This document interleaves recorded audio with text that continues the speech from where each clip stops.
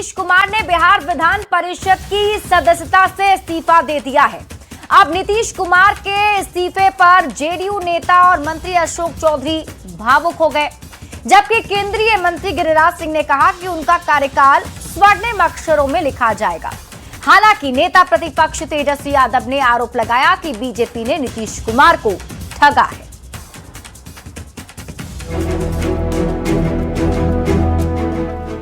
सेवा में सभापति बिहार विधान परिषद महाशय, मैं इसके द्वारा तिथि 30 मार्च 2026 से सदन में अपने स्थान का त्याग पत्र देता हूं।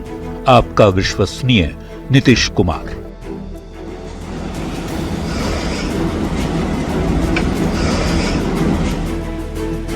और इसी पत्र के साथ बिहार के मुख्यमंत्री नीतीश कुमार का बिहार विधान परिषद में 20 साल लंबे सफर पर विराम लग गया।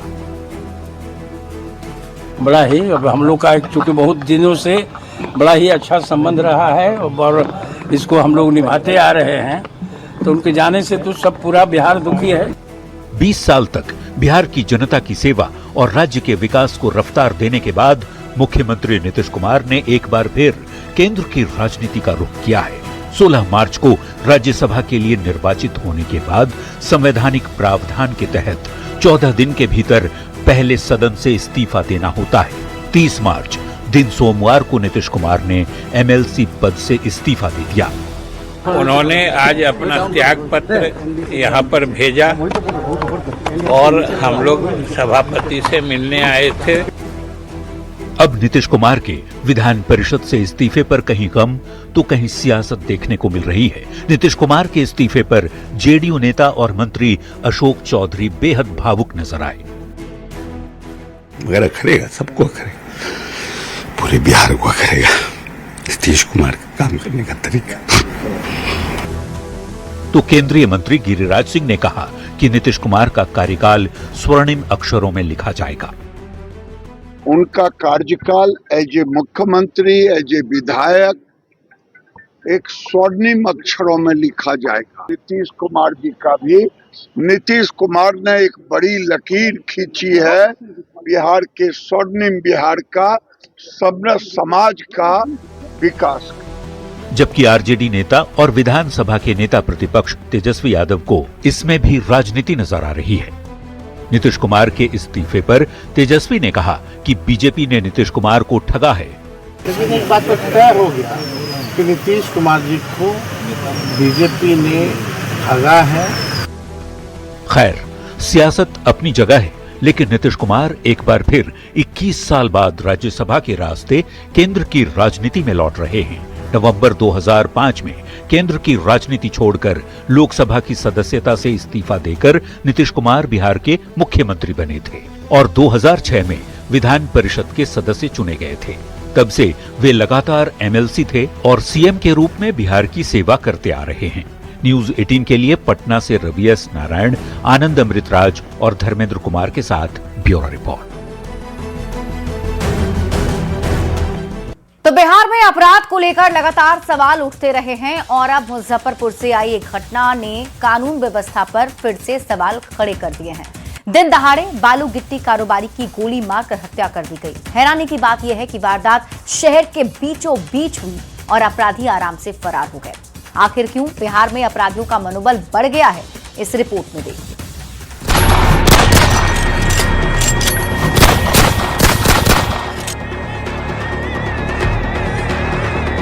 मुजफ्फरपुर, जहां एक बार फिर बेखौफ अपराधियों ने दिन दहाड़े हत्या की वारदात को अंजाम देकर सनसनी मचा दी। अहियापुर थाना क्षेत्र के बाजार समिति रोड पर बाइक सवार अपराधियों ने बालू गिट्टी कारोबारी प्रभाकर सिंह पर ताबड़तोड़ फायरिंग कर दी।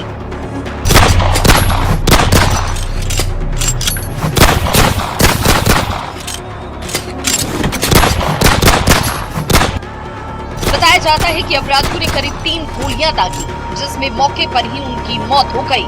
मृतक की पहचान गायघाट थाना क्षेत्र के बिरुआ निवासी प्रभाकर सिंह के रूप में हुई है, जो बालू गिट्टी के कारोबार से जुड़े हुए थे और जमीन के कारोबार में भी सक्रिय बताए जा रहे हैं। दिन दहाड़े हुई इस हत्या से इलाके में हड़कंप मच गया। घटना से गुस्साए स्थानीय लोगों ने अहियापुर बाजार समिति के पास मुजफ्फरपुर दरभंगा मुख्य मार्ग को जाम कर अपराधियों की गिरफ्तारी की मांग की। सूचना मिलने के बाद मौके पर पुलिस के वरिष्ठ अधिकारी पहुंचे और लोगों को समझाकर जाम को खत्म करवाया। पुलिस ने शव कब्जे में लेकर पोस्टमार्टम के लिए भेज दिया है।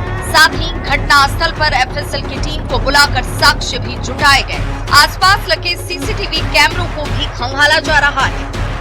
आज अहियापुर थाना अंतर्गत 1 बजे के आसपास प्रभाकर सिंह नामक व्यक्ति की अज्ञात अपराधियों ने गोली मारकर हत्या कर दी है। इस संबंध में एक विशेष मुख्य गठन किया गया है और हम लोग हर बिंदु पे जांच करेंगे। घटनास्थल का जो पीओ प्रिजर्व किया गया है, एफएसएल को बुलाया गया है और अग्रतर कार्रवाई की जा रही है। परिजनों का आरोप है कि मुजफ्फरपुर में अपराध की घटनाएं लगातार बढ़ रही हैं और अपराधियों के अंदर पुलिस का खौफ खत्म हो गया है। उनका कहना है कि हत्या, लूट और छिनतई की घटनाएं अब आम बात हो चली हैं।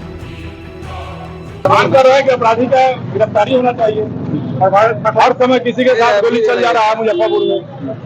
एक आदमी 2 आदमी की बात हो रही है, हर दिन मर्डर हो रहा है। किसी का सोना का चेन छीन लेता है, किसी का पर्स छीन लेता है, कुछ हो जा रहा है। जी नहीं, पहले तो धमकी उमकी नहीं था, वो ऐसा आदमी भी नहीं थे। ये करते क्या थे प्रभाकर? ये इनका बालू मिट्टी का दुकान था और प्रॉपर्टी डीलर का भी काम करते थे। सबसे बड़ा सवाल यही कि आखिर शहर के इस व्यस्त इलाके में दिन दहाड़े इस तरह की वारदात कैसे हो जाती है।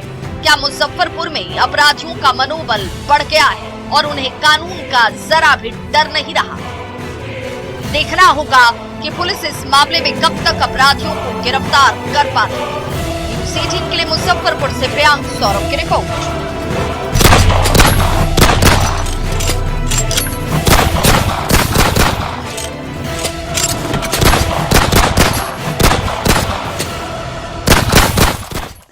और अब बात करते हैं नीट छात्रा संवेदना मौत मामले की। नीट छात्रा संवेदना की मौत मामले में कोर्ट का रुख सख्त हो गया है। कोर्ट ने आज सुनवाई के दौरान सीबीआई से अब तक जांच रिपोर्ट तलब की है, तो सीबीआई ने कोर्ट से 1 हफ्ते का वक्त मांगा है। इधर पीड़िता की मां ने एक बार फिर से सीबीआई जांच पर सवाल उठाए हैं। नीट छात्रा पर कोर्ट का रुख सख्त। कोर्ट ने मांगी अब तक की जांच रिपोर्ट। सीबीआई ने कोर्ट से मांगा 1 हफ्ते का वक्त। नीट छात्रा संवेदना की मौत मामले में कोर्ट का रुख सख्त होता जा रहा है। संवेदना की मौत मामले में सीबीआई कोर्ट में अहम सुनवाई हुई। कोर्ट ने सीबीआई से अब तक की जांच रिपोर्ट को तलब कर लिया। कोर्ट ने जांच की पूरी प्रगति रिपोर्ट दाखिल करने का आदेश दिया। सीबीआई ने रिपोर्ट देने के लिए कोर्ट से 1 हफ्ते का वक्त मांगा है। कोर्ट में सुनवाई हुई। लगातार इस मामले को लेकर कोर्ट में सुनवाई हो रही है। कोर्ट ने इस पूरे मामले की जानकारी, अभी तक क्या जांच हुई है, इसकी पूरी रिपोर्ट सीबीआई से मांगी थी। जो जांच रिपोर्ट है, अभी तक कितनी जांच की गई है, ये तमाम जांच रिपोर्ट देने के लिए सीबीआई ने 1 सप्ताह का समय मांगा है। कोर्ट इस मामले में लगातार सुनवाई कर रहा है।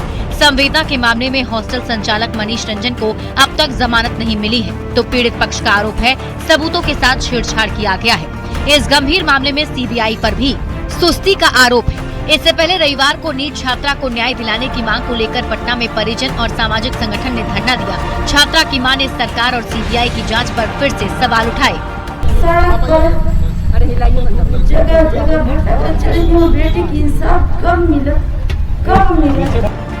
नीट छात्रा संवेदना की मौत की गुत्थी सुलझ नहीं रही।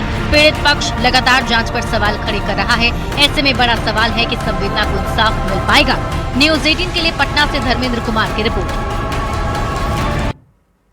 बिहार में पेट्रोल और डीजल को लेकर अफवाहों का बाजार भी गर्म है। पीएम मोदी ने देशवासियों से अफवाहों से बचने की अपील की है, लेकिन पीएम की अपील के बाद भी दरभंगा में पेट्रोल पंप पर कुछ ऐसा दृश्य नजर आया जिसने एक बार फिर से साबित कर दिया कि लोग मानने को तैयार नहीं हैं।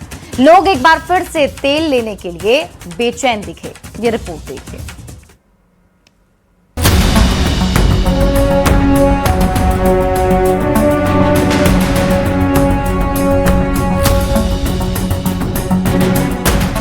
जो भी लोग अफवाह फैला रहे हैं वे देश का बहुत बड़ा नुकसान कर रहे हैं। मैं सभी देशवासियों से अपील भी करूंगा कि वो जागरूक रहे, अफवाहों के बहकावे में न आए। पीएम मोदी ने रविवार को लोगों से कहा अफवाहों के बहकावे में नहीं आए। अफवाह फैलाने वाले देश का नुकसान कर रहे हैं। लेकिन सोमवार की ये तस्वीर देखिए। पेट्रोल पंप पर लोग गैलन और डिब्बे लेकर पहुंचे हुए हैं। लोग गैलन में पेट्रोल डलवा रहे हैं तो कोई डिब्बे में डीजल डलवा रहा है। ये तस्वीरें हैं दरभंगा के एक पेट्रोल पंप की, जहां पंप पर लोगों की लंबी कतार है। बाइक वाले जितनी जल्दी हो अपनी गाड़ी में तेल भरवाने के लिए बेचैन हैं। दरअसल दरभंगा में एक बार फिर अफवाह फैल गई, पेट्रोल पंप अस्थायी रूप से बंद हो रहे हैं। बस फिर क्या था, तेल लेने वालों की लंबी कतार लग गई। लेकिन प्रशासन ने साफ किया कि पेट्रोल या डीजल की कोई कमी नहीं है। परेशानी यही है कि पेट्रोल खत्म बताया जा रहा है और कुछ लोग बोल रहे हैं कि 5 बजे शाम को आइए, कुछ लोग बोल रहे हैं आएगा ही नहीं पेट्रोल खत्म हो गया, मशीन खराब है, इस तरह की परेशानी बताई जा रही है। ये पेट्रोल और डीजल की स्थिति सिर्फ पैनिक के कारण हो रहा है। सरकार की तरफ से सप्लाई सुनिश्चित की जा रही है, प्रशासन के द्वारा सप्लाई सुनिश्चित की जा रही है, उसमें कोई दिक्कत नहीं है। लोग पैनिक के कारण जिन लोगों को जरूरत नहीं भी है वो भी तेल ले रहे हैं। सबसे पहले तो मैं बताना चाहूँगा कि तेल का कोई भी क्राइसिस नहीं है, कोई भी कमी नहीं है। पूरे शहर में आज क्या है, पेट्रोल पंप पे मैं भी बाहर निकल के देखा हूँ कि पेट्रोल पंप से भीड़ है, लोग तेल लेने के लिए लाइन में लगे हुए हैं। मैं उनसे अपील करूँगा कि हमारे पास तेल इनफ है। पेट्रोल पंप पर इस भीड़ को देखकर अंदाजा लगाया जा सकता है कि तेल को लेकर किस कदर अफवाहों का बाजार गर्म है। प्रधानमंत्री मोदी ने खुद लोगों से अपील की है कि वो किसी अफवाह और बहकावे में नहीं आए, लेकिन लोग हैं कि मानने को तैयार नहीं है। ऐसे में न्यूज़ 18 भी आपसे अपील करता है कि पेट्रोल डीजल को लेकर अफवाहों से बचें। अगर कोई अफवाह फैला रहा है तो प्रशासन को जानकारी दे। पेट्रोल पंप पर बेकार की भीड़ न लगाएं। जितने तेल की जरूरत है उतना ही खरीदें। घबराहट में गैलन और बड़े डब्बे में अनावश्यक तेल न लें। न्यूज़ 18 के लिए दरभंगा से विपिन कुमार दास की रिपोर्ट। बढ़ते आगे और बात अगली खबर की। बिहार में टीआरई 4 अभ्यर्थियों का दर्द अब गहराता जा रहा है। शिक्षक अभ्यर्थियों ने एक बार फिर से सरकार से टीआरई 4 का विज्ञापन जल्द ही जारी करने की मांग की है। अभ्यर्थियों का कहना है कि उनकी उम्र निकलती जा रही है, लेकिन सरकार उनकी सुन नहीं रही। अभ्यर्थियों ने सरकार से कई मांगों को रखते हुए बड़े आंदोलन की चेतावनी भी दी। ये रिपोर्ट देखिए।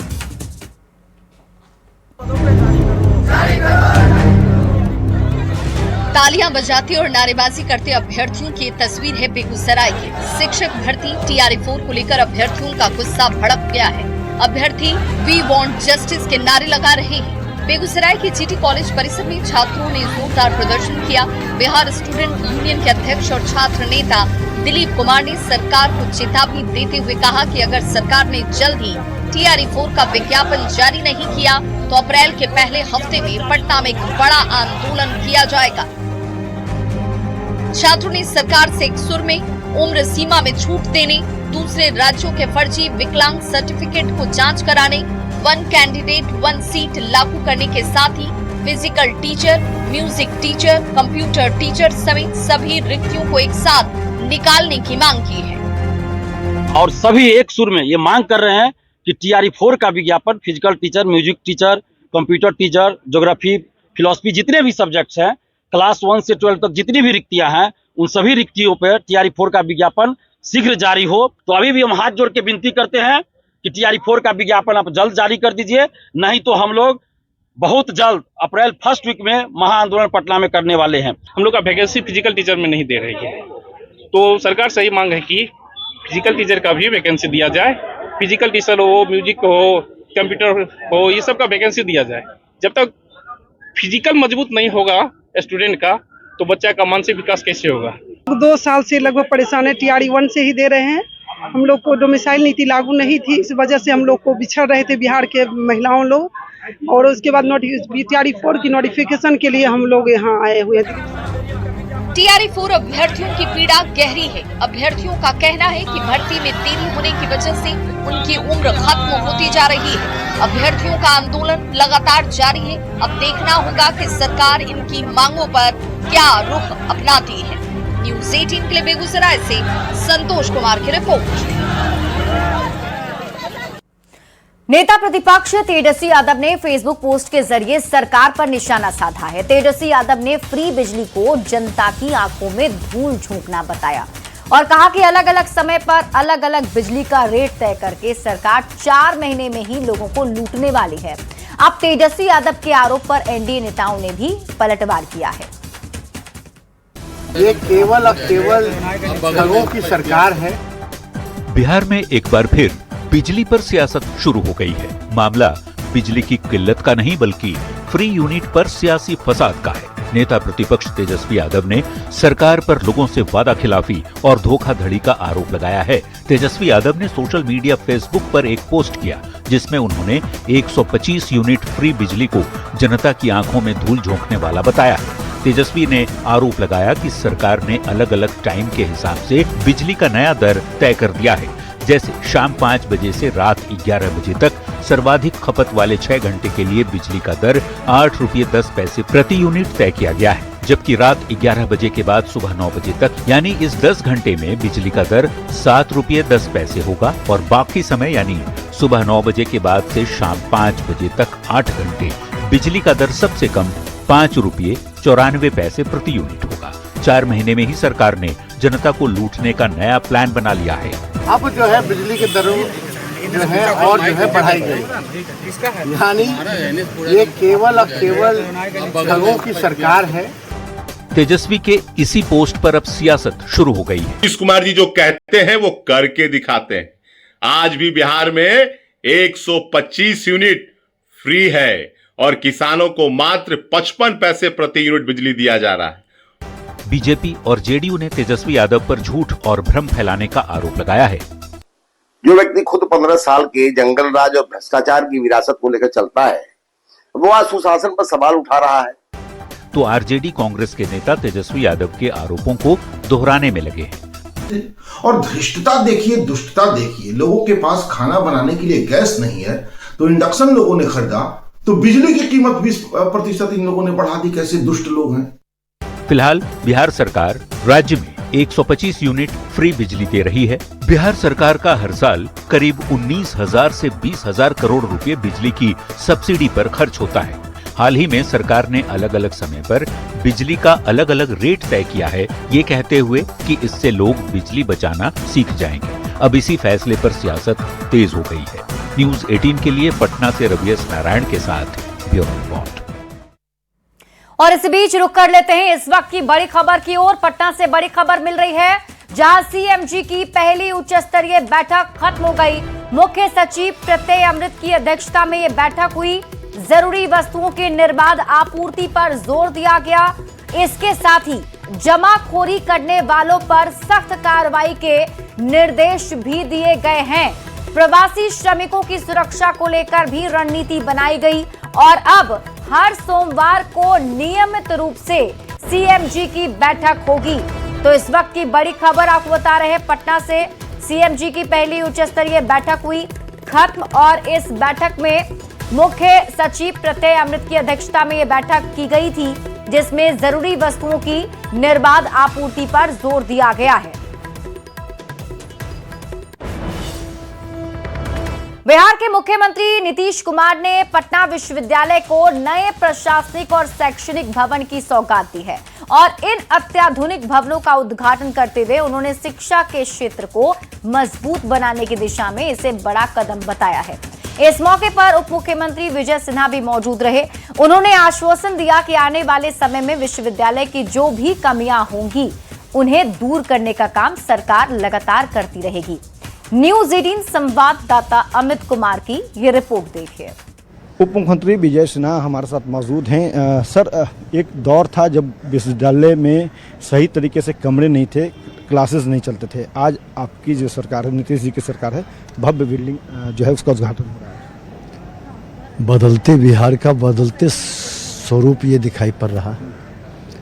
इंफ्रास्ट्रक्चर के क्षेत्र में हमने भवन का, सड़क का, बिजली का, पानी की तमाम व्यवस्था को एनडीए की सरकार ने बनाई है और ये स्वरूप बिहार के हर छात्रों को जो बुनियादी सुविधा है उससे बेहतर प्रदान करने का सरकार जो संकल्प लिया उसको साकार कर रही है। यूनिवर्सिटी को प्रशासनिक भवन और जो यहाँ पे शिक्षक भवन है वो उसका सौगात निश्चित तौर पर बिहार के माननीय मुख्यमंत्री जी के कर कमलों से ये वातावरण बनाया गया है, उनकी नेतृत्व में, उनकी अध्यक्षता में। और आज पूरे बिहार के अंदर एक माहौल, एक वातावरण प्रशासनिक भवन का हो, चाहे हाई स्कूल का हो, कॉलेज का हो, यूनिवर्सिटी का हो, हर जगह एक बेहतर वातावरण उपलब्ध कराया जा रहा है। चलिए, तो ये थे हमारे साथ उप मुख्यमंत्री विजय सिन्हा। कैमरा पर्सन मनीष दिनेजा के साथ अमित कुमार, न्यूज 18 पटना। बड़ी खबर आपको बेगूसराय से दिखाते हैं, जहां रतनपुर थाना क्षेत्र में दिन दहाड़े अपराधियों ने वॉलीबॉल खिलाड़ी गोविंद कुमार पर ताबड़तोड़ फायरिंग की है और अपराधियों ने घात लगाकर हमला करते हुए गोलीबारी की। घायल अवस्था में उन्हें निजी अस्पताल में भर्ती कराया गया, जहां उनकी स्थिति गंभीर बनी हुई है। अपराधी घटना के बाद भाग निकले। पुलिस ने घटनास्थल से जिंदा कारतूस बरामद किया है और अब पुलिस पूरे मामले की जांच में जुटी हुई है। तस्वीरें भी आपके टीवी स्क्रीन पर दिखा रहे हैं। दिन दहाड़े वॉलीबॉल खिलाड़ी पर फायरिंग की गई, जिसमें आप देखिए सड़कों पर ये जो तस्वीरें हैं वो गवाह कर रही हैं। ताबड़तोड़ फायरिंग कर मौके से अपराधी भाग गए। घटनास्थल से जिंदा कारतूस को पुलिस ने बरामद किया है। हम लोग दुकानदार हैं, दुकान के अंदर थे। हाँ। और जैसे हम आवाज सुने थे, हमको लगा बुलेट का पटाखा कोई छोड़ के जा रहा है। हाँ। इसके बाद मेरे आगे दुकान के आगे आके धीरे हम लोग बाहर निकले तो उस टाइम भी नहीं पता चला जो इसको गोली लगा। हाँ। जब ये बोले जो मेरे को कोई मार दिया, बोले क्या हुआ तो कोई पीछे से हमको आवाज दिया। फिर इसको पीछे देखे, पीठ में उसके बाद 2 गोली लगा हुआ है। इसको गोली लगा हुआ था तो हम देखे, इसको दबा के गमछा से रखे, सर में भी चोट है। उसके बाद हम इनको पुलिस को कोई वहीं पे थे, अगर महादेव चौक पे थे, ये भी जल्दी में याद है। उसके बाद गाड़ी में बैठा के हम लोग। खबर बेगूसराय से है, जहां बछवाड़ा थाना क्षेत्र के मुरली टोल गांव में पानी बहाने और आरओ वाटर प्लांट निर्माण को लेकर पड़ोसियों के बीच हिंसक झड़प हुई है। पीड़ित पक्ष के परिवार पर पड़ोसी और उनके 20 से 25 सहयोगियों ने ईंट, पत्थर और लाठी से हमला किया है। पीड़ित की पत्नी ने प्रशासन पर पक्षपात और लापरवाही का आरोप लगाया। वहीं दूसरे पक्ष ने भी हमला करने का आरोप लगाया है। पुलिस ने दोनों पक्षों के आवेदन पर मामला दर्ज किया है और अब पुलिस ने पहले पक्ष के 2 लोगों को हिरासत में लिया है। वहीं दूसरे पक्ष पर कार्रवाई न होने से कई सवाल खड़े कर दिए हैं। बैठावे के प्रयास में लगल रही है, अभी पूरा बैठबो नहीं कर ले रहा। अभी टेस्ट खातिर एक दिन चला गए, जैसे ही चल वैसे ही हल्ला स्टार्ट। फिर दूसर दिन चला गए, बस जैसे ही चल वैसे ही गाली गलौज धक्का मुक्की सब होते रहे। फिर तेसर दिन जब चल रहे, ओकर बाद तो तोड़ दिलखिन प्लांट का। कारण ये रहे कि वो बैकवास का पानी हम कुआं में डाले रही है, तो कुआं जर्जर स्थिति में, कुआं की स्थिति खराब है एकदम। अब चाहिए तो ऑन स्पॉट जाके देख सके छे। घटना भेले जे प्लंजर सेट हो रहे, टंकी के सब जे चलते रहे, तनी तो चलते रहे तब सेट करते रहे, तनिए ट्राई करे रहे, सेट करते रहे, नल उल लगते रहे। आ कि ओन्ने वो भाई के फोन कर दिल, भाई आ गेलखिन, बस तोड़े लगलखिन। मदर फदर जितना मन भेल उतना गाड़ी दिलखिन। तकर बाद पाइप तोड़ के पाइप के अंदरे से मारना शुरू कल। और बाद शुरू कैला के बाद इहोर गोसाई गेले, गोसैले बस ओने से अले तो ईटा तोड़लक। आज शाम जब हम घर पहुँचे तो उसमें चल रहा था पानी। हम अपने भाई को फ़ोन लगाए जो फिर आज परमिशन अब दिए। मच्छर मक्खी का चल रहा था ये मतलब वेस्टेज पानी पानी प्लांट का जो कचरा पानी होता है, फ्रेश पानी के बाद जो वेस्टेज उसका पानी बचता है, उस पानी को गिराया जा रहा था। कहाँ पे गिराया जा रहा था? मेरे दरवाजे पर जो कुआं है, सार्वजनिक कुआं में गिराया जा रहा था। आगे हम जाके बताए जब मच्छर मक्खी का प्रकोप उससे बढ़ेगा, वहाँ का भूगर्भीय जल भी इससे प्रदूषित होगा। आप अपना स्वच्छता अलग कहीं निर्माण करवाइए। आप व्यावसायिक दृष्टि से अगर अपना प्लांट चलाए हैं तो व्यावसायिक दृष्टि से आप अपना स्वच्छता बनाइए, उसमें पानी रखिए। खबर आपको भागलपुर से दिखाते हैं, जहां नाथनगर क्षेत्र में जमीन विवाद को लेकर 2 पक्षों के बीच हिंसक झड़प और फायरिंग की घटना सामने आई है। मामले में स्थानीय विधायक मिथुन यादव पर जमीन कब्जाने का आरोप है। वहीं विधायक ने आरोपों को खारिज करते हुए साजिश बताया। महिला पिंकी देवी ने दबाव और मारपीट का आरोप लगाया है। दूसरे पक्ष ने भी गोलीबारी का आरोप लगाया। वरीय पुलिस अधीक्षक प्रमोद कुमार यादव ने बताया कि 2 लोगों को हथियार के साथ गिरफ्तार कर जेल भेज दिया गया है।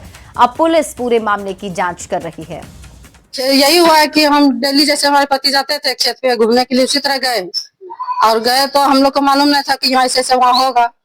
तो वहाँ खेत पे गए तो वहाँ कहाँ घूम रहे थे, अपना खेत से घूम के घर आ रहे थे तो विधायक आदमी है यादव, धर्मेंद्र यादव और नटू यादव, दोनों एक ही नाम है और बिहार पुलिस है। और उसका भतीजा भी है कार्य यादव, और विधायक खुद खड़े होके मरवा रहे हैं। और वो बोल रहे हैं यही कि तुम हमको जमीन दो, जमीन नहीं दोगे तो तुमको मारपीट लगेगा। मेरी आरोप की बात है तो ये आरोप उनके द्वारा नहीं, उनके उकसाने को लोगों के द्वारा उनको उकसाया जा रहा है। अपने पति के बचाव के लिए इस तरह का वो आरोप लगा रहे हैं जो वे बेबुनियाद है, और उस जमीन से मेरा कोई ताल्लुकात ही नहीं है। लगा रही वो बिल्कुल बेबुनियाद है। वो महिला का वहाँ से हजारों मीटर दूरी पे जमीन ही नहीं है। क्या मामला है पूरा? मामला है कि हम जमीन अपना नौपी करवाने का कल रखे थे डेट, और हमारे जमीन के बगल में दक्षिण साइड में विधायक जी का भी पुश्तैनी जमीन है। तो हम विधायक जी को भी खबर किए थे भैया आप जमीन आकर के देख लीजिएगा, हम लोग नौपी करवाएंगे। तो हम लोग वहाँ पे नौपी करवा रहे थे। नौपी करवाने के क्रम भैया सभी पहुंचे थे वहाँ, नौपी करवा रहे थे। उसके बाद जो कि इधर से 8-10 आदमी की संख्या में गया और गोली फायर करना जो कि शुरू किया। उसके बाद विधायक जी को फोन किया, वो आए। वो आने के बाद फिर हमारा जान जो कि सुरक्षा में रहा, और उनके द्वारा 2020 से जमीन प्रति रखा है 3 बीघा जमीन को। मधुसूदनपुर थाना क्षेत्र में एक सूचना प्राप्त हुई थी कि एक जमीन विवाद पे वहाँ पे जो फायरिंग की घटना घटित हुई थी। तो सूचना प्राप्त होते ही थानाध्यक्ष जो मधुसूदनपुर है वहाँ पर घटनास्थल पर पहुँचते हैं। तो वहाँ पे उस समय तो विधायक नहीं थे, विधायक जी जो है, और उसके बाद जो थानाध्यक्ष वहाँ पर गए थे तो जो तो पहले पक्ष के लोग थे उन्होंने जो है एक झिंगल करके नाम का व्यक्ति है जो अभियुक्त है, और उसको और एक और लड़का था, उसको वो लोग वहाँ पर पकड़ कर देते हैं। और उनके द्वारा बताया जाता है कि एक कट्टा इसके पास से बरामद किया गया है और कुछ खोखा, तो वो उनके द्वारा सुपुर्द किया गया। तो उसके आलोक में जो है पुलिस ने जो है तत्काल उनको ले गई, और आगे जो भी आवेदन दिया गया उस पर कार्रवाई की जा रही है। गया जी से बड़ी खबर है, जहां रेल पुलिस ने देहरादून एक्सप्रेस ट्रेन से 28 जीवित कछुए बरामद किए हैं। प्लेटफॉर्म नंबर 2 और 3 पर जांच के दौरान एक बैग और प्लास्टिक झोला लावारिस मिला। तलाशी लेने पर अंदर 28 जिंदा कछुए पाए गए, जिससे मौके पर हड़कंप मच गया। हालांकि कछुआ तस्कर भीड़ का फायदा उठाकर फरार हो गया। रेल पुलिस ने सभी कछुओं को सुरक्षित बरामद कर वन विभाग को सौंप दिया है और पूरे मामले की जांच जारी है। देहरादून हावड़ा दून एक्सप्रेस के जनरल कोच की तलाशी लेने पर 28 जीवित कछुआ लवारिस हालत में बरामद हुआ है। अग्रिम कार्रवाई हेतु उस जीवित कछुए को वन विभाग गया को। भागलपुर में भ्रष्टाचार के खिलाफ सख्त कार्रवाई सामने आई, जहां एसडीएम कार्यालय में निगरानी विभाग की टीम ने छापेमारी करते हुए 2 कर्मियों को रिश्वत लेते रंगे हाथ गिरफ्तार किया है। पकड़े गए आरोपियों में लिपिक मयंक कुमार और स्टेनो प्रेम कुमार शामिल है। नाथनगर आपूर्ति कार्यालय में कार्यरत अभिजीत कुमार से सेवा संपुष्टि के नाम पर 70,000 रुपए की रिश्वत मांगी गई थी। पीड़ित की शिकायत पर पटना से निगरानी की टीम भागलपुर पहुंची और रिश्वत लेते दोनों को मौके से दबोच लिया। इस कार्रवाई के बाद सरकारी दफ्तरों में खलबली मच गई है।